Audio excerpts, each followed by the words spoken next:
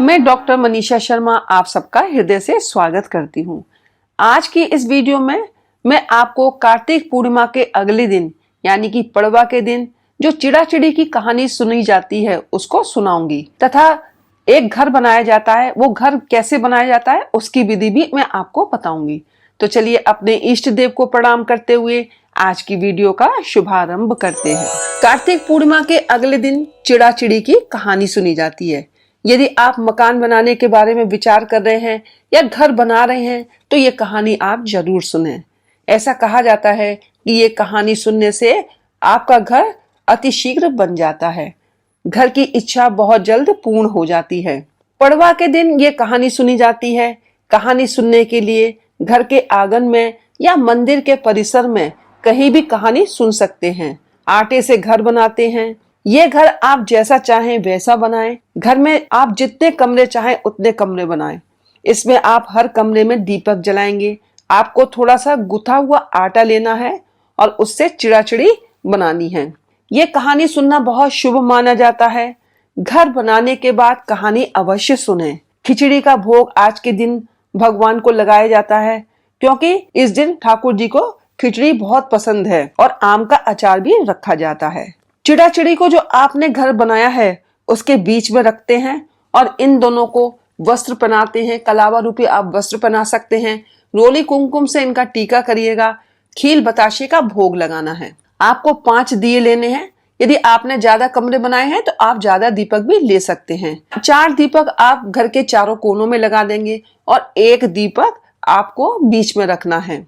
2 मोमबत्ती लेनी है। 2 दीपक भी ले सकते हैं जो आप घर के दरवाजे पर रखेंगे।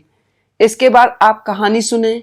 कहानी सुनने के लिए हाथ में खील बताशा ये चावल लेकर के कहानी सुननी है। तो चलिए मैं आपको कहानी सुनाती हूँ। 4 चिड़िया थी। चारों कार्तिक मास में कार्तिक नहाती थी। पड़वा के दिन चारों चिड़ियों ने सोचा कि चलो खिचड़ी बनाते हैं। एक चिड़िया चावल ले आई, एक चिड़िया दाल ले आई, एक चिड़िया घी ले आई और एक चिड़िया नमक ले आई।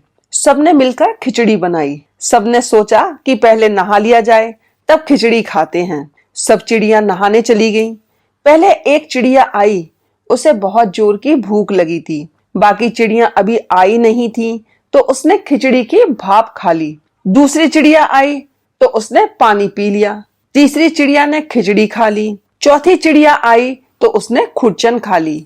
चारों चिड़िया मर गईं। जिस चिड़िया ने भाप खाई थी वह राजा के घर राजकुमारी बनी। जिस चिड़िया ने पानी पिया वो कुमार के घर पैदा हुई। जिस चिड़िया ने खिचड़ी खाई थी उसने ब्राह्मण के घर जन्म लिया और जिस चिड़िया ने खुरचन खाई थी वो हथिनी बनी। कुमार की लड़की राजा के यहाँ दासी बनी। ब्राह्मण की लड़की राजकुमारी की सहेली बनी। हथिनी भी राजा के यहाँ ही थी। राजकुमारी को अपने पिछले जन्म की सारी बातें याद थी। जब राजकुमारी की शादी हुई और वह विदा होने लगी तो राजा से बोली, पिताजी मैं अपने साथ अपनी सहेली और दासी को भी ले जाऊंगी। राजा ने कहा ठीक है ले जाना। राजकुमारी ने कहा कि पिताजी मुझे हथिनी भी चाहिए। राजा ने कहा अच्छा ठीक है ले जाओ। राजा ने अपने नौकर भेजे कि जाओ हथिनी को ले आओ, लेकिन हथिनी उठी ही नहीं।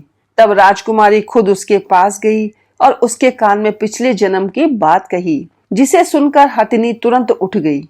राजकुमार ये सब कुछ देख रहा था। उसने कहा कि तुम कौन हो और हथिनी के कान में क्या कहा, जिसको सुनकर हथिनी खड़ी हो गई। राजकुमारी ने कोई जवाब नहीं दिया। राजकुमार ने कहा कि सच सच बता दो नहीं तो तुम्हारा सर काट दिया जाएगा। तब राजकुमारी ने राजकुमार को पिछले जन्म की सारी बातें बता दी। राजा ने भी सारी बातें सुनी और कहा कि अगर कार्तिक स्नान का इतना महत्व है तो हम भी जोड़े के साथ कार्तिक स्नान करेंगे और खूब दान पुण्य करेंगे। राजकुमार ने भी कहा कि कार्तिक माह में स्नान से इतना फल मिलता है तो हम दोनों भी कार्तिक नहाएंगे और खूब दान पुण्य करेंगे। उसके बाद राजकुमार और राजकुमारी दोनों ने कार्तिक स्नान किया और पड़वा के दिन खिचड़ी बनाकर चिड़ा चिड़ी की कहानी सुनी।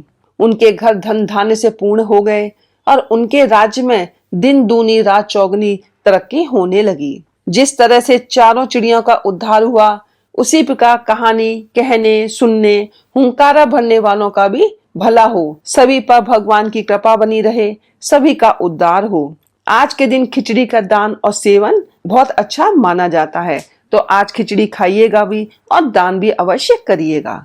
तो चलिए आज की वीडियो में बस इतना ही। यदि आपको आज की वीडियो अच्छी लगी हो तो प्लीज लाइक करें, मेरे चैनल को सब्सक्राइब करें, शेयर करें, बेल आइकन को प्रेस करें ताकि आपको आगे आने वाली वीडियोस का नोटिफिकेशन प्राप्त हो सके। हर हर महादेव, जय भोलेनाथ।